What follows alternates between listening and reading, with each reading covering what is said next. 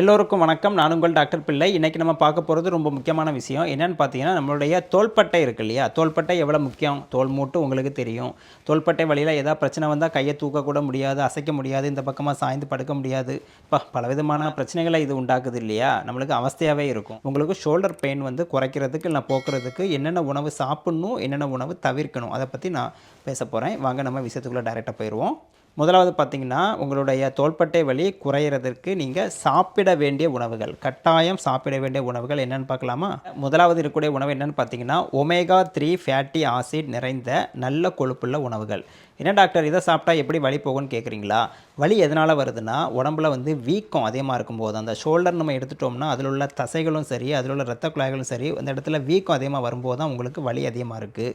நான் சொன்ன உணவுகளை நீங்கள் சாப்பிட்டு வரும்போது நாள்பட வீக்கம் குறையும் போது உங்களுக்கு வலியும் குறைஞ்சி போயிடும். ரொம்ப தோள்பட்ட வலி உள்ளவங்க மெடிசின் வந்து டெம்பரரியாக கொஞ்ச நாளைக்கு ஒரு வாரத்துக்கு எடுத்துக்கோங்க. ஆனால் தொடர்ச்சியாக மருந்து எடுக்கக்கூடாது. அப்போ நம்ம சொன்ன அந்த உணவே மருந்துன்னு சொல்கிற மாதிரி இந்த உணவை சாப்பிட்டு நம்ம வலியை கொஞ்சம் கொஞ்சமாக போக்கிடலாம். சரி, இந்த ஒமேகா 3 ஃபேட்டி ஆசிட் நல்ல கொழுப்பு எதில் அதிகமாக இருக்குன்னு பார்த்தீங்கன்னா, நெத்திலி மீன், சால மீன், சூர மீன், ஐல மீன், அப்புறம் சாலமன் சொல்லக்கூடிய ஒரு வெளிநாட்டு மீன், இந்த 5 வகையான மீன்களில் பார்த்தீங்கன்னா உங்களுக்கு நல்ல கொழுப்பு அதிகமாக இருக்குங்க. இது போக பார்த்தீங்கன்னா வெஜிடபிள்ஸு, ஃப்ரூட்ஸு இதுலேயும் நல்லாவே நிறைஞ்சிருக்கு. அதனால் இதெல்லாம் நீங்கள் தொடர்ந்து சாப்பிட்டே வரும்போது உங்களுக்கு ஷோல்டர் பெயின் குறைஞ்சிரும். ரெண்டாவது பார்த்தீங்கன்னா வைட்டமின் சி நிறைந்த உணவுகள். உங்களுக்கு தெரியும் சிட்ரிக் ஃப்ரூட்ஸ்னு சொல்லுவோம் இல்லையா? ஆரஞ்சு ஆகட்டும், இல்லைனா வந்து லெமன் ஆகட்டும், இல்லைனா அஸ்கார்பிக் ஆசிட் உள்ள கிரேப்ஸ் ஆகட்டும், அதுவும் இது கூட சேர்ந்து தான் வரும். இந்த மாதிரி உணவுகள் முக்கியமாக ஆப்பிள் இருக்குல்ல, அதில் கூட வைட்டமின் சி இருக்குது. நம்ம ஒரு கொய்யா அதை விட்டுட்டோமே, கொய்யால் அதிகமாக இருக்குது. ஏன்னா நம்ம ஒரு நெல்லிக்காங்க அதுதாங்க பெஸ்ட்டு. வைட்டமின் சி அதிகமாக உள்ள விலை மலிவான சீப்பான விஷயமே நெல்லிக்காய் தான். இந்த மாதிரி விஷயங்கள் நீங்கள் சாப்பிட்டு வரும்போது உடம்புல வைட்டமின் சி அதிகமாகும் போது அது ஒரு ஆன்டி ஆக்சிடென்ட்னு சொல்லும். உடம்புல உள்ள நச்சுக்கள் கழிவுகளை நீக்குது, வீக்கத்தை குறைக்குது, சளி தொந்தரவை போக்குது இல்லையா? முக்கியமாக வீக்கத்தை போக்குறதுனால நம்மளுக்கு வந்து என்ன ஆகும், அலர்ஜியும் இல்லாமல் ஆகும். அப்போ ஷோல்டர் பெயின் வந்து சூப்பராக போயிடும். மூணாவது பார்த்திங்கன்னா, நம்ம ஒரு மஞ்சள் டர்மரிக்குன்னு சொல்லுவோம் இல்லையா? பொதுவாக உடம்புல எங்கேயும் அடிபட்டுச்சுன்னா பாலில் மஞ்சள் கலந்து குடிப்பாங்க இல்லையா? மஞ்சள் பால் குடிப்போம் நம்ம நைட்டு தூங்க முன்னாடி. எதுக்குன்னா உடம்புல உள்ள வீக்கத்தை குறைச்சி நம்மளை வலியை போக்குறது. அதனால் தொடர்ந்து நாள்பட்ட தோள்பட்டை வலி உங்களுக்கு இருந்துகிட்டே வருது அப்படின்னா, தினமும் நைட்டு தூங்க முன்னாடி பாலில் மஞ்சள் கலந்து குடிச்சிட்டு வந்தீங்கன்னா சீக்கிரம் சரியாயிடும்.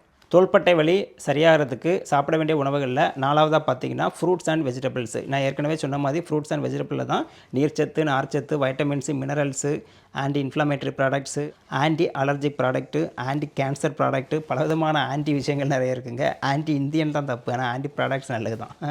அதனால் இந்த பழங்களை நீங்கள் தொடர்ந்து சாப்பிட்டு வரும்போது ஃப்ரூட்ஸும் இல்லைனா வெஜிடபிள்ஸும் சாப்பிட்டு வரும்போது உங்களுக்கு தோள்பட்டை வலி வீக்கம் குறைஞ்சி சரியாகிறதுக்கு வாய்ப்பு இருக்குது.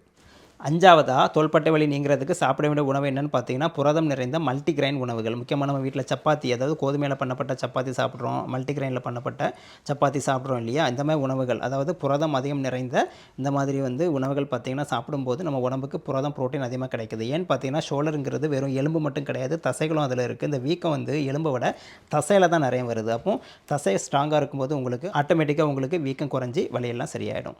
இப்போ நான் சொன்ன அந்த 5 உணவுகள் பார்த்திங்கன்னா, நம்ம ஷோல்டர் பிரச்சனை சரியாகிறதுக்கு சாப்பிட வேண்டிய உணவுகள். கண்டிப்பாக வலி குறைஞ்சிரும். இது போக வந்து தண்ணி ஒரு நாளைக்கு 2லேருந்து 3 லிட்டர் குடிக்கும். உடம்புல ரீஹைட்ரேஷன் அதிகமாக இருந்தால் தான் தசை நல்லா வலுப்பெறும், வலியும் குறையும்.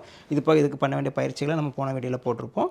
உங்களுக்கு தெரில அப்படின்னா என்னோடய டிஸ்கிரிப்ஷனில் அந்த வீடியோ லிங்க்கும் போட்டிருப்பேன், அதையும் பார்த்துக்கோங்க. உங்களுக்கு புரிஞ்சிருக்குன்னு நினைக்கிறேன். எல்லாருக்கும் ஷேர் பண்ணுங்கள், கமெண்ட் பண்ணுங்கள், லைக் பண்ணுங்கள், சப்ஸ்கிரைப் பண்ணுங்கள். மீண்டும் அடுத்த வீடியோவில் சந்திக்கலாம். நன்றி, வணக்கம்.